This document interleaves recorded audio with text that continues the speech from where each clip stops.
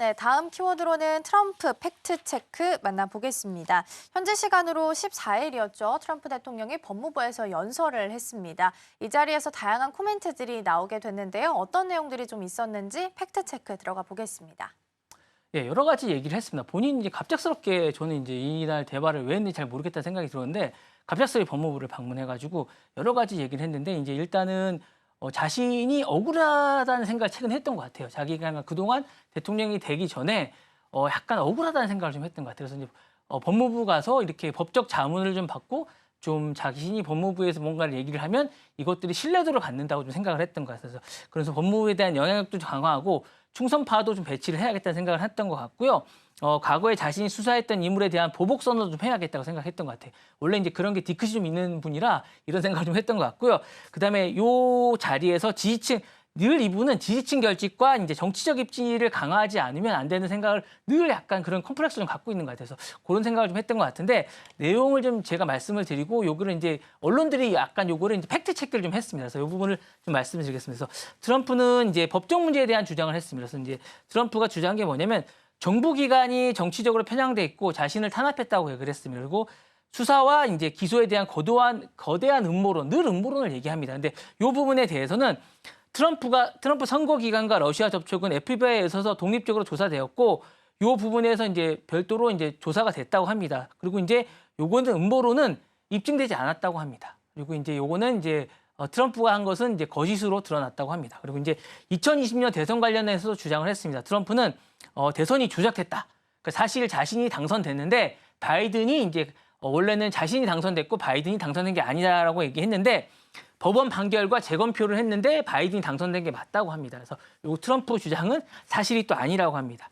그리고 이제 세 번째로 바이든의 대통령 기밀문서에 대해서 얘기를 했습니다. 그리고 이제 바이든이 기밀문서를 유출했고 이게 유죄 판결을 받았다고 주장했는데 이것 또한 사실이 아니라고 합니다.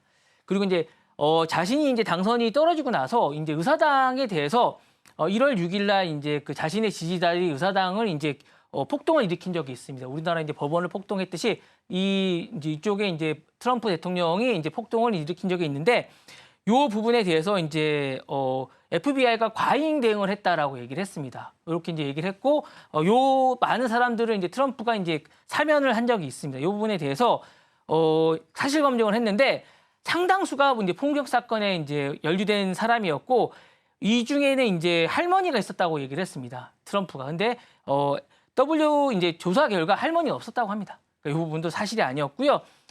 부모 이제 그 트럼프가 이제 바이든의 이제 그 정부가 보수 성향의 부모와 이제 기독교인을 탄압했다고 하는데 이 또한 사실이 아니라고 합니다.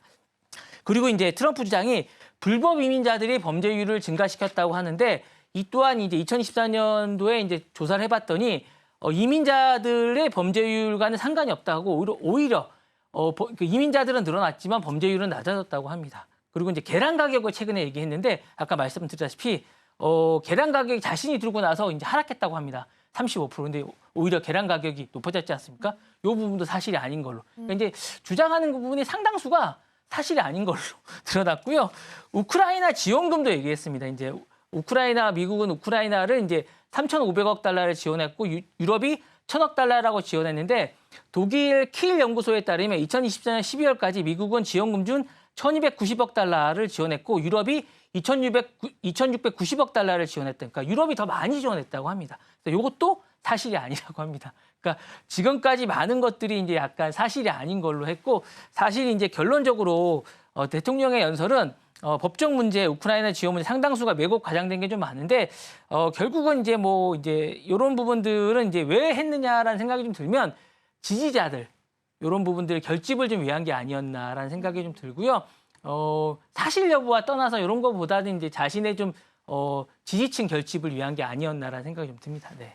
네, 사실 여부를 떠나서 지지층 결집을 위해서 이러한 네네네. 발언들이 나왔을 수 있다라는 말씀 좀 주셨습니다. 일단 보통은 법무부 같은 경우에는 최대한 방문을 좀 자제해서 네. 문의만으로도 네네네. 좀 중립을 지키려는 모습을 보이는데 트럼프 대통령은 2015년에 오바마 대통령 이후 10년 만에 다시 한번 법무부를 방문하는 일이 좀 벌어지기도 했습니다. 연설에 대해서 팩트체크 내용을 좀 해봤고요. 일단은 이런 연설을 왜 했는지부터 좀 점검을 해보고 했고 이후에 이제 사실 여러 가지 이야기를 좀 해주셨어요. 사실이 아닌 부분이 많이 네네네. 드러났다라는 네. 말씀 주셨는데 이렇게까지 좀 무리하게 연설을 이어가는 이유는 어디서 좀 찾을 네, 수 있을까요? 일단 뭐 모두에 잠깐 말씀드렸다시피 일단 지지층 결집이 가장 큰 것 같은데 약간 이분은 이제 TV 쇼도 많이 하셔서 근데 쇼적인 측면이 좀 강한 것 같아요. 제가 볼 때 이런 게 좀 많고 법적 문제를 정치적 자기가 좀 탄압을 받았다라고 좀 생각을 많이 하는 거. 자기는 탄압을 받았다라는 걸 프레임화하는 것 같은 거.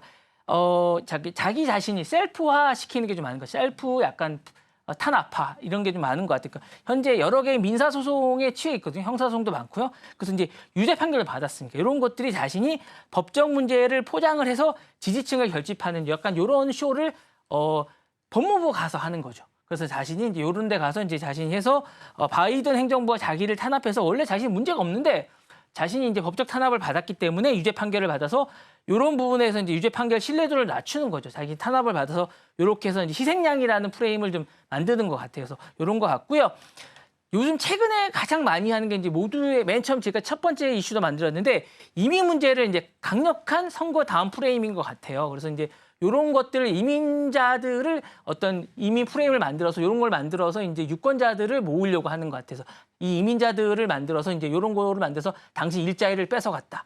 이런 것들을 만드는 것 같고요. 그다음에 이제 리쇼링이나 다 이런 것들이 표로 문제로 이제 만드는 것 같아요. 요즘 표가 다 이게 제일 중요한 것 같아요. 이민자도 표로 모아지는 것 같거든요. 그래서 공장이나 이런 이민자나 다 표로 모아지는 것 같은데 불법 이민자, 마약상 이런 것들을 공포방안을 조성해서 표로 모으는 것 같고요.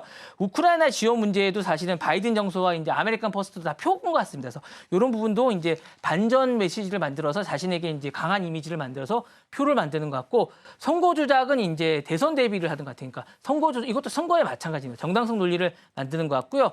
그다음에 또 강한 대통령 이미지를 또 조성하는 것 같습니다. 이런 것들은 다 제가 볼 때 선거랑 맞물리는 것 같습니다. 선거랑 맞물리는 것 같고요. 지지층 결집 그리고 이제 정치적 애전다를 좀 만드는 게 아닌가라는 생각이 듭니다. 그래서 이런 게 정치적으로 다 맞물리는 게 아닌가라는 생각이 듭니다. 네. 네, 어떻게 보면 쇼적인 측면이 좀 있었을 수도 있다라는 말씀 주셨고요. 가장 큰 목적으로 본다면 지지층 결집으로 꼽아주셨습니다. 특히나 이제 법적 탄압 프레임화 등으로 지지층을 결집하기 가장 쉬운 방법을 택한 것 같고요. 자신을 기소했던 법무부를 찾아낸 거기 때문에 정부 안팎에 있었던 반대 세력이나 정적을 향해서 어떻게 보면 경고장을 날렸던 연설이 아니었나라는 생각도 좀 듭니다.